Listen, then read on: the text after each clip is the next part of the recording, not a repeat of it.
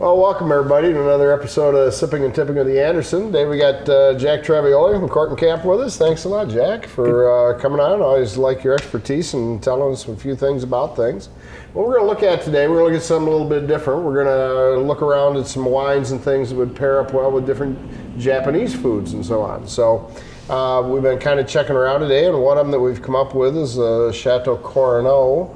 And this is primarily Sauvignon Blanc with some Sauvignon Gris in it. And you were telling me some things earlier about this. So what? Well, what's good about Sauvignon Blanc is it has a nice acidity. There's a little bit of a grassy note to it that makes it a perfect pairing for foods on the hibachi.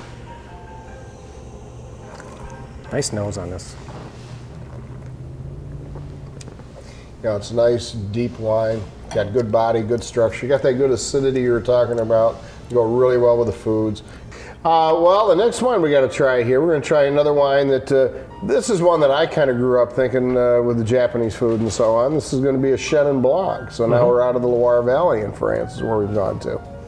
And this one happens to be bone dry. Yep. Which makes it also really a perfect sushi wine. And the reason for that is it's kind of subtle, and you don't want the wine to overpower a good sushi, which is very mild. Well, I think Chenin Blanc's a great wine to kind of learn from too, because it can come anywhere from bone dry to very, very sweet, almost like syrup almost. Well, the next wine we're going to try, we just tried a Chenin Blanc. We tried a still one. Now we're going to try another Chenin Blanc. Now we're going to try one that's a sparkler, though. Also out of the Loire Valley in France. This is going to be the Vouvray that you were talking about. Right. Now, this Vouvray, again, 100% organic again. It's going to be a demi-sec. Now, demi-sec means kind of sweet. But I will tell you, this is not very sweet. You know, you're going to see a very big difference here. It's going to be mainly dry, but it's got a definite touch of sweetness to it with the fruit. So, I'll let you tell us about it a little, Jack. Duck. All right. Party time. Looks like New Year's Eve. It was excited to get out of the bottle. It was excited. It's been trapped in that bottle ever since it was in France, and it needed out badly.